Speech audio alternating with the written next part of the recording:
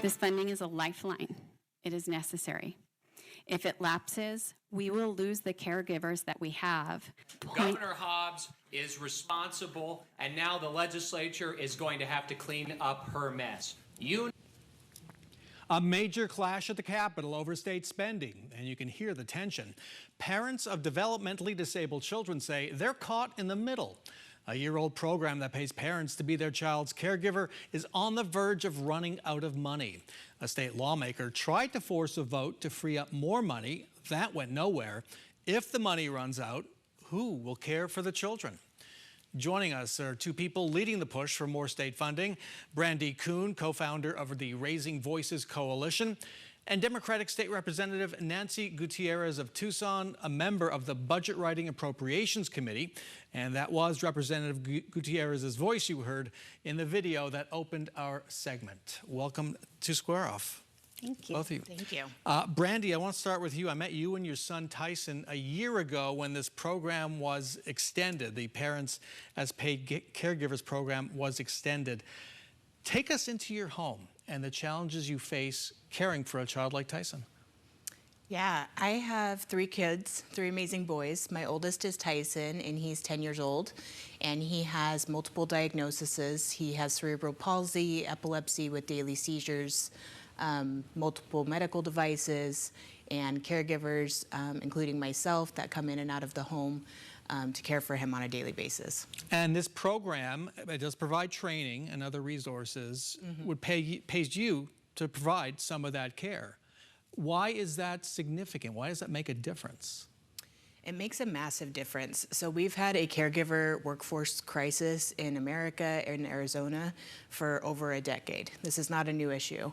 The Parents as Paid Caregivers program has allowed me to become a paid caregiver and fill in the gaps or provide that continuity of care that he requires, which has reduced his hospital stays, helped him stay healthier and more engaged in his community and home.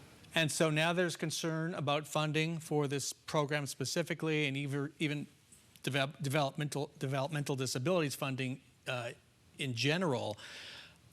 How soon could that funding run out? So we're in a very scary situation. The DDD, or Department of Developmental Disabilities, has requested appropriations or gap funding for this fiscal year. If that is not given, these services and programs could run out of funds by the beginning of May. And it sounds like from what you're telling me, just told me moments ago, DDD is getting providers ready for that to happen. What are they telling them? They are informing them that they need to be prepared to float their employees for roughly 2 months without reimbursement, which would ultimately push off this gap in funding to next spring, make it compounded, worse. And it ultimately will put small providers, small businesses in our state out of business. Out of business, and maybe out of reach for folks who need their services. Exactly. Like you. Representative Gutierrez, you tried to fill the gap this past week with trying to get a bill on an agenda that would have provided funding. Tell us about what that bill would have done and what happened.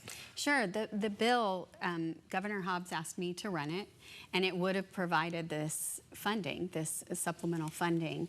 And we have received so many emails over the past few weeks. Chairman Livingston and I have spoken about getting the bill on a regular agenda, and he didn't do that. So I really felt like I had no choice but to bring it as a strike everything amendment. Now, you knew that was a long shot. The bill you were trying to strike, that sponsor did not agree with you and said so. He did not. I gave him a heads up as well.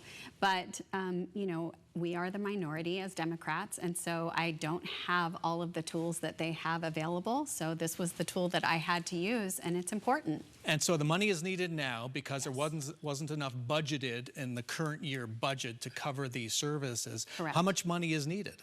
It's $120 million that's needed. Needed right now before the fiscal year ends. Correct. At the end of June. And if we don't get that, these providers, I mean, how many people can work without getting paid? And what I've been told is they will be gone forever. They will get new jobs, different jobs, and we won't get them back. And we're already short care providers in our state. And to be clear, it's not just the Parents as Caregivers program, it is all DDD programs, and they serve about 60,000 people. Yes, and in it's our not state. it's not only children, it's also adults, Adults as adult family members. How did the DDD programs have been the focus in the Appropriations Committee for the last month and a half or so? How did that happen? Why are they the focus? Because they're not being, they wouldn't hear the bill, really. And Mr. Livingston made some hurtful comments about the community and about the funding and get ready for large cuts. And I have to give it to this community. They came out, they are organized, they are ready, and they have made their voices heard. And I am just happy to be a part of it. And to be clear, when I say focus, I mean the focus of potential cuts has been on DDD. Yes. And I know I've heard from you, Brandi, and others that you feel like a pawn, just caught in the middle of this fight. Describe that and what it feels like. So this appropriation, this request for additional funding is not something new with our legislature. This happens fairly regularly. They are used to seeing a gap in a state-run program and filling that. Arizona has been, by and large, a bipartisan disability supportive state for many decades.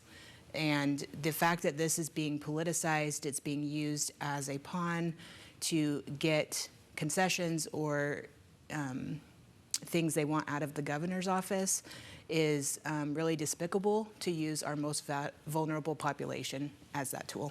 And Representative Matt Gress, Republican, at that hearing said, this is all the governor's fault. She is spending money she did not have. Other Republicans have said that as well. Did the governor make a mistake here? No, the governor is allowing this program to happen. With money that shouldn't have gone to the program? Well, I mean, we can talk about monies that are going to, you know, unregulated vouchers. That's $1 billion.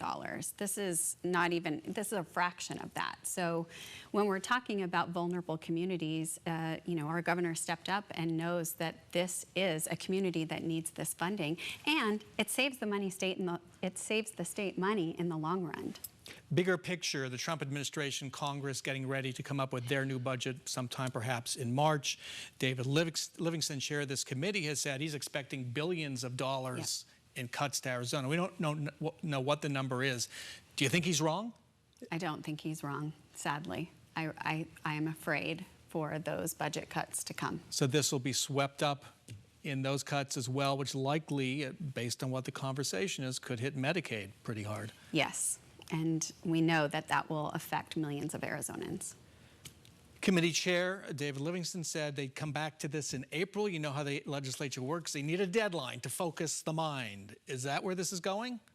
I mean, I hope so, but we haven't done a budget. We haven't finished a budget in April in decades. So I don't know how that will actually happen. All right, Brandi, I want to end with you. How, given everything you've said today, I've heard here, you know, I have to ask, how will your life, how will Tyson's life change if this money goes away?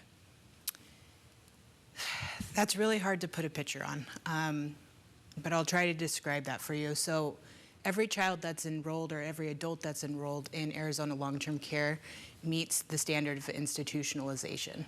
It means that they need enough medical and emotional and physical supports that would not be typically provided.